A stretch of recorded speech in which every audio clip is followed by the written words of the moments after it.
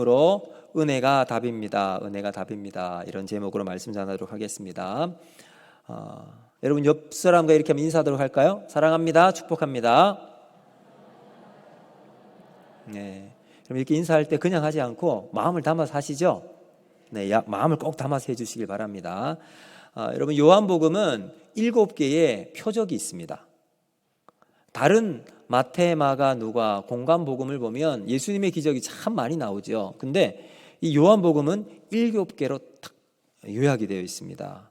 왜 7가지인가? 물론 7이라고 하는 이 숫자의 의미도 있지만 이 7가지를 통해서 예수님은 하나님이십니다. 이 사실을 명확하게 보여주기 위해서 7가지 표적이 있습니다. 대표적으로 보면 처음에 예수님께서 기적을 베푸셨던 가나 혼인잔치에서 물을 포도주로 바꾼 사건, 이게 첫 번째 표적입니다. 두 번째는 왕의 신하를 고친 사건입니다. 그리고 세 번째가 오늘 본문에 나오는 38년 된 병자를 고친 사건이죠. 그리고 네 번째가 오병이요. 그리고 여섯 번째가 무리를 걸으시는 예수님. 그리고 일곱 번째가 앞을 보지 못했던 소경을 고치시고, 마지막 7번째가 죽은 나사로를 살리신 사건을 이렇게 이제 7개의 표적이라고 이야기를 합니다. 결국 이 요한복음에서 말하고자 하는 핵심이 뭐냐 하면 예수님이 곧 우리가 그렇게 기다리는, 그렇게 알고 있는 하나님이시다, 이것을 이야기하고 있는 겁니다. 오늘 본문은 이 7개의 표적 가운데 세 번째 나타난 이적입니다. 자, 오늘 이 본문을 통해서 세 가지로 이 38년 된 병자가 고침을 받는 사건을 통해서 우리가 얻을 수 있는 교훈이 무엇인가 같이 살펴보도록 하겠습니다. 첫 번째 뭐냐면 예수님에 대해서, 예수님은 오늘도 한 사람을 찾고 계신다라는 사실입니다. 오늘 본문을 한번 보시면요, 명절에 예수님께서 예루살렘을 가세요. 근데 바로 앞 절에 보시면요, 4장 마지막 절 보시면 예수님께서 유대에서 갈릴리에 오신 후 행하신 두 번째 표적이니라, 이렇게 되어 있어요. 그 앞에는 갈릴리에서 예수님께서 표적을 행하신 두 번째 왕의 신하를 고친 사건이 나오고, 그리고 여기 5장 1절에 들어가니까 예수님께서 예루살렘으로 가셨어요. 자, 여러분 명절이라고 하면 우리는 보통 이제 지방에 살고 있다가 부모님이 계신 고향으로 돌아갑니다. 그렇죠? 그게 우리나라의 일반적인 풍속입니다. 저 서울에 살고 있는 우리 아들, 딸들이 부산에 살고 다른 지역에 살고 있던 우리 아들, 딸들이 이제 부모님 집으로 오지요. 우리의 명절은 고향 중심입니다. 근데 이스라엘은 아니에요. 이스라엘은 각자 집에 살고 있는데 명절이 된다 그러면 다 예루살렘으로 가는 거예요. 예루살렘에 그냥 한꺼번에 다 몰리니까 엄청나게 많은 인파가 붐빌 수밖에 없죠. 자, 예수님도 명절, 이제 6월절입니다. 6월절에 예루살렘으로 올라가셨습니다. 제자들과 함께.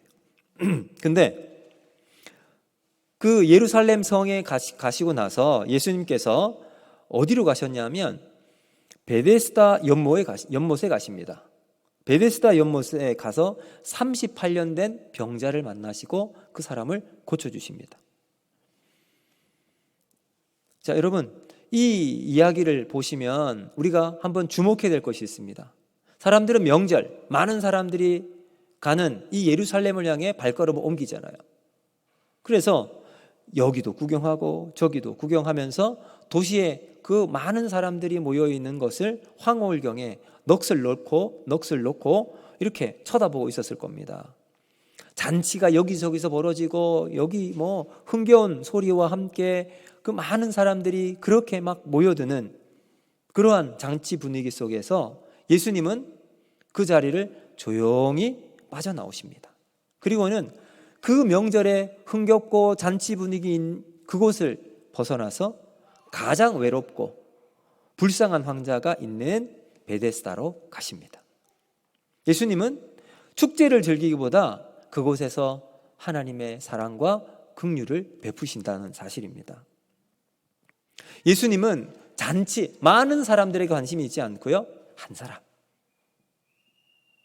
소외받고 잔치에 참여할 수 없었던 그 한 사람에게 관심을 가지고 계시다는 사실입니다.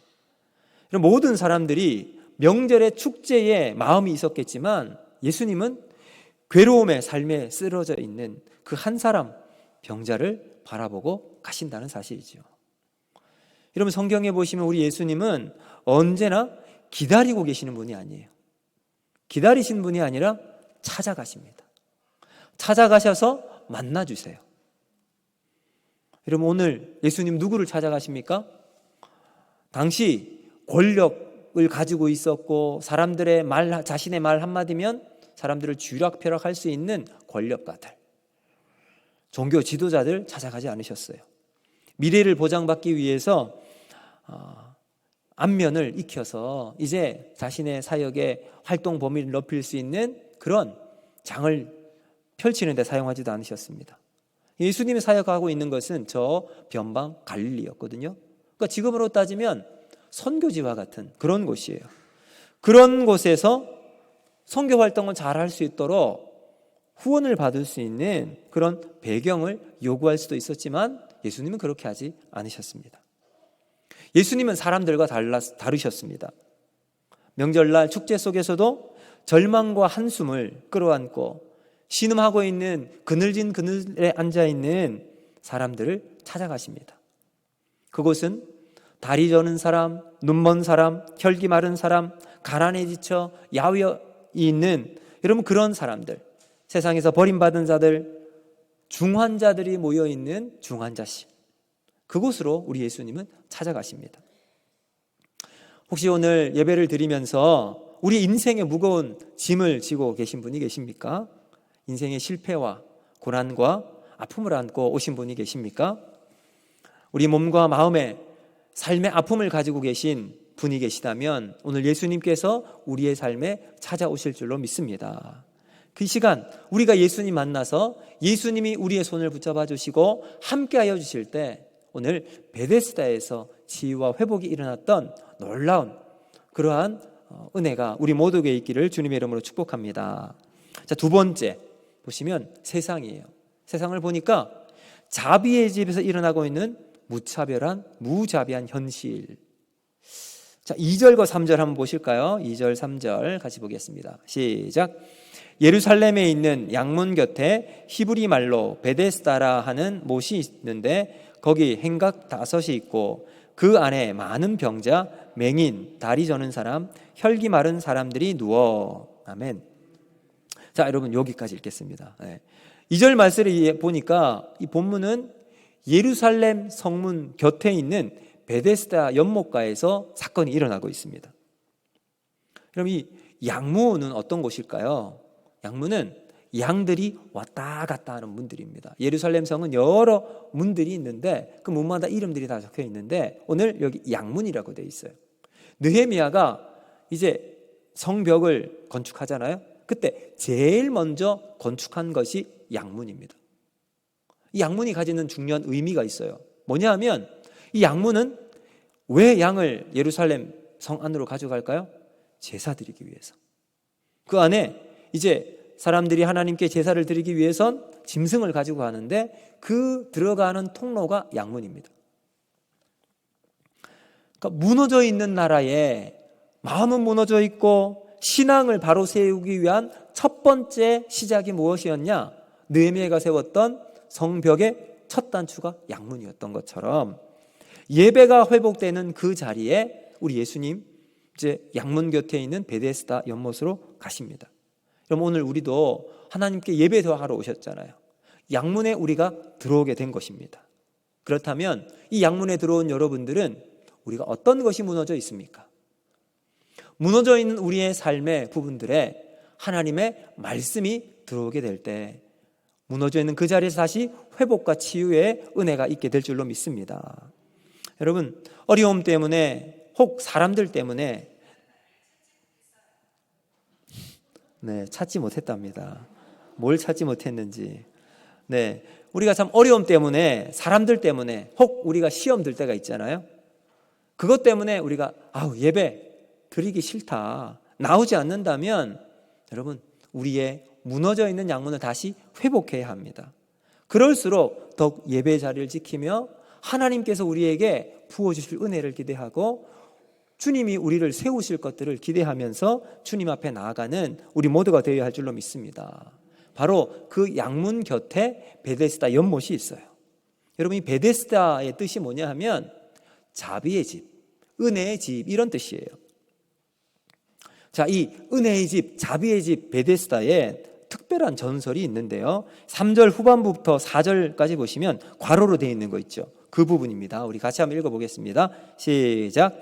물의 움직임을 기다리니 이는 천사가 가끔 못에 내려와 물을 움직이게 하는데, 움직인 후에 먼저 들어가는 자는 어떤 병에 걸렸든지 낫게 되미러라. 아멘. 자, 여러분, 이게 어떤 의미냐면 아마 그 당시에 이 베데스다 연못에는 온천이 흘렀던 것 같다라고 신학자들이 이야기합니다. 온천이 흐르면 여러분 보면 이제 뭐 올라오잖아요. 갑자기 이렇게 막 확 용솟음 치기도 하고, 이러면 그런 울컥울컥 온천이 솟아오르게 되면 그때 옛날 누군가가 병든 자가 그곳에 들어갔는데 병이 나았던 적이 있었던 것 같습니다. 그게 이젠 전설이 되어서 누구나 먼저 그 자리에 그렇게 이 물이 휘두라칠 때 맨 먼저 들어가는 사람은 병이 무슨 병이든지 낫게 된다, 이런 전설이 생기게 된 거죠. 자, 그럼 이 전설에 의해서 많은 병자들이 그 베데스다 연못 곁에 진을 치고 있습니다. 가장 가까운 곳, 그리고 조금 먼 곳, 할 것 없이 빽빽하게 병자들이 그 자리를 탁 차지하고 있습니다. 자, 여러분, 이렇게 보니까 그곳은 정말 은혜의 집과 같이 보입니다. 자, 그런데 여러분, 그 다음 이제 그곳에 온천수가 한번 쫙 오면서 또 물이 한번 튀어오릅니다. 그러면 그 샘 곁에 있는 이 사람이 가장 먼저 뛰어 들어가겠죠. 그 뒤에 있는 사람도 나도 들어가겠노라고 앞사람 멱살을 붙잡고 뒷목을 당기면서 자기가 먼저 들어가겠다고 뛰어 들어가는 거예요. 서로 먼저 들어가겠다고 아기다툼을 벌어지는 은혜의 집이라고 이야기하는 베데스다. 여러분, 얼마나 우스운 모습입니까? 그 현장에 우리 예수님께서 나타나셨습니다. 자, 문제 해결을 받기 위해서 모여있는 사람들, 그 자리에 예수님께서 오셨습니다.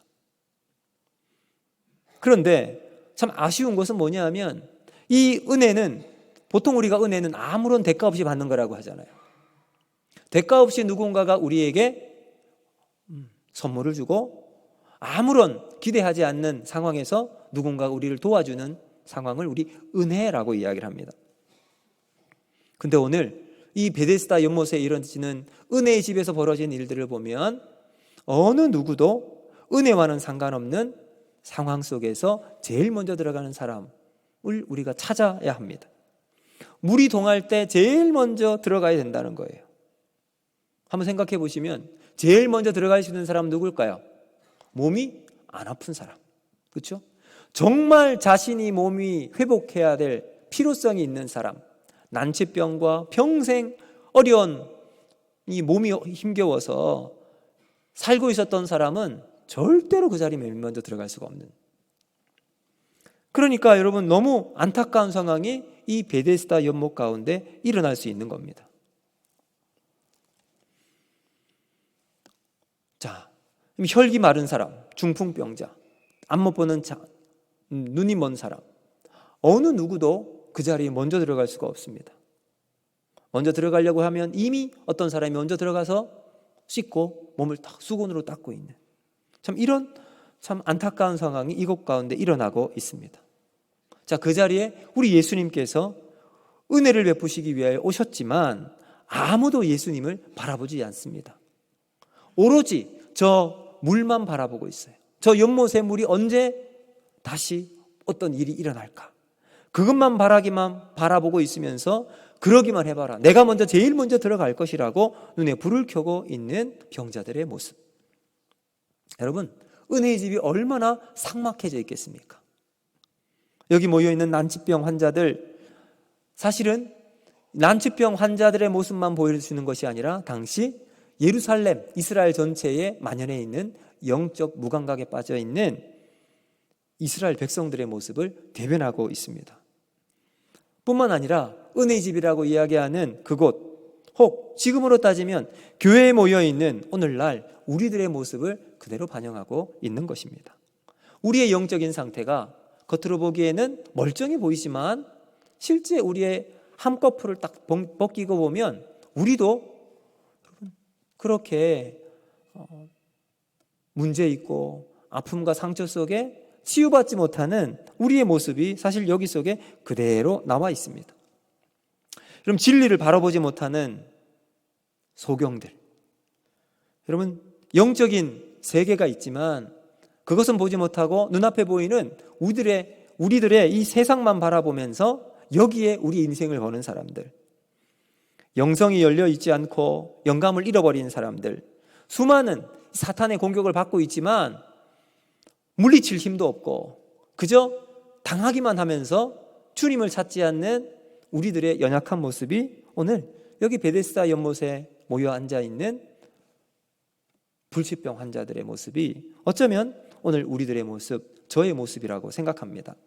자, 여러분, 이런 베데스다 연못에 예수님께서 오셨습니다. 이 예수님, 여러분 우리가 붙잡아야 하고 예수님에게 우리의 인생을 맡기면 예수님이 해결해 주실 텐데 어느 누구도 예수님께 가지 않습니다.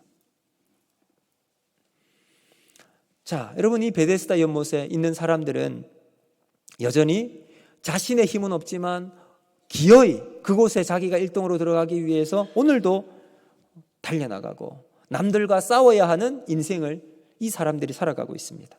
그러니 얼마나 인생의 딜레마 속에 살아가고 있겠습니까? 오늘 우리도 구원받기 위해서는 어떻게 해야 될까요? 우리의 모든 죄를 깨끗하게 우리가 죄 없이 살아야 하고 말씀에 전적으로 순종하고 살아가야 할 의인이어야 합니다. 근데 우리의 모습을 보면 우리는 전적으로 타락해 있습니다. 부패한 인간이에요. 하나님 말씀에 전혀 순종할 능력도 없고 힘도 없는 사람이 우리들의 모습이에요. 내가 구원을 받으려면 이제 누군가 싸워야 해요.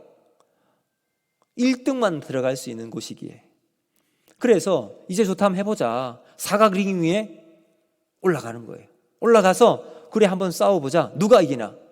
한번 주먹을 딱 불끈 쥐고 링 위에 올라갔더니 누가 있냐면 마이크 타이슨이 있는 거예요. 마이크 타이슨 아십니까? 전 헤비급 여러분 세계 챔피언 권투 선수. 마이크 타이슨이 딱 앞에 있으니까 한마디도 하지 못하고 한번 들었던 손도 그냥 바르르 떨면서 있는, 버틸 수가 없는 거예요. 이길 가능성도 없죠. 그래서 내 인생 안 되는구나 절망하고 포기하고 낭망하는 것, 그것이 베데스다입니다. 그것이 우리가 살아가는 인생의 현장이죠. 이 문제 현장에 예수님께서 오셨습니다. 그런데 아무도 예수님 바라보고 있지 않죠. 왜 그럴까요? 생존 경쟁에 혈안이 되어 있어서 그래요. 제일 먼저 내가 저 연못에 들어가야 되니까. 여러분, 진짜 위기는 어디 있을까요? 내 인생의 문제를 만났을 때? 아니에요. 내 삶에 해결할 수 없는 이 어려움을 직면했을 때? 아니에요. 진짜 위기는 예수님이 앞에 있음에도 불구하고 예수님을 보지 못하는 우리들의 현실이 위기라는 거예요. 여러분, 바로 이때 예수님은 한 사람을 주목하고 있습니다. 바로 그 한 사람이 누굴까요? 오늘날 저와 여러분이 2000년 전 그곳에 예수님께서 한 사람 38년 된 병자를 고치기 위해 가셨지만 오늘날은 예수님께서 오늘 우리에게 찾아오시는 줄로 믿습니다. 우리를 향해 눈을 바라보시며 손을 내밀어 손을 붙잡으라고 말씀하시는 그 주님을 만나는 저와 여러분이 되기를 주님의 이름으로 축복합니다. 지금 이 순간에도 우리 주님은 불꽃 같은 눈동자로 우리를 향한 사랑과 은혜의 손길을 베풀어 주실 줄로 믿습니다. 우리의 아픔을 보시고 우리의 문제를 살펴주십니다. 그렇다면 우리가 해야 될 것은 무엇일까요? 예수님이 주시는 그 손을 붙잡는 거죠. 그러면 우리 예수님이 도와주시면 우리 인생의 문제가 반드시 해결되게 될 줄로 믿습니다. 여러분, 이것이 은혜죠. 이 은혜 가운데 살아가는 저와 여러분이 될 수 있기를 바랍니다. 마지막 세 번째 보시면 바로 믿음이에요. 믿음은 자리를 들고 걸어가는 겁니다. 자, 이제 드디어 예수님께서 가까이 그 38년 된 병자에게 가셨습니다. 그리고 물으십니다. 네가 낫고자 하느냐. 자, 이 38년 된 환자를 한번 생각해 보십시오. 이 환자는 그 눈빛에 소망은 전혀 찾아볼 수가 없어요. 희망의 빛이 사라진 지 오래입니다. 몸은 거동할 힘도 없고 모든 것을 포기한 상태. 예수님께서 네가 낫고자 하느냐? 이 질문 앞에 물으실 때 이 병자가 해야 될 건 뭘까요? 주님, 제가 낫기를 원합니다. 나를 좀 고쳐주십시오. 해야 되는데 그런 이야기가 나오지 않습니다. 뭐라고 이야기합니까? 7절 한번 보실까요? 7절 같이 읽습니다. 시작. 주여, 물이 움직일 때에 나를 못에 넣어주는 사람이 없어 내가 가는 동안에 다른 사람이 먼저 내려가나이다. 아멘. 이 사람의 답을 보면 동문서답을 하고 있어요. 예수님은 네가 낫고자 하느냐? 이 질문에 네, 단순하잖아요. 명쾌하잖아요. 이렇게 얘기하면 되는데 그렇게 하지 않아요. 아니 사실은 여기에 제가 오랫동안 있었는데 내가 저 물이 여러 가지 이야기들을 덧붙이고 이야기하고 있어요. 물론 그럴 수 있습니다. 사정 없는 사람이 누가 있겠습니까? 그러나 예수님께서 그 사정을 듣고 싶어 하는 게 아니죠.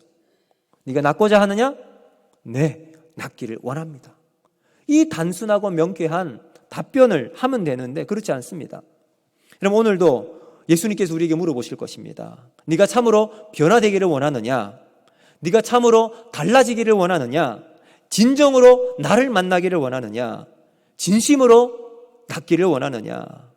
하늘을 향해서 하나님이 주시는 축복과 은혜를 경험하기를 원하느냐? 여러분 어떻게 대답하시겠습니까? 예, 아멘. 이게 우리의 인생의 답 아닐까요? 이게 믿음입니다.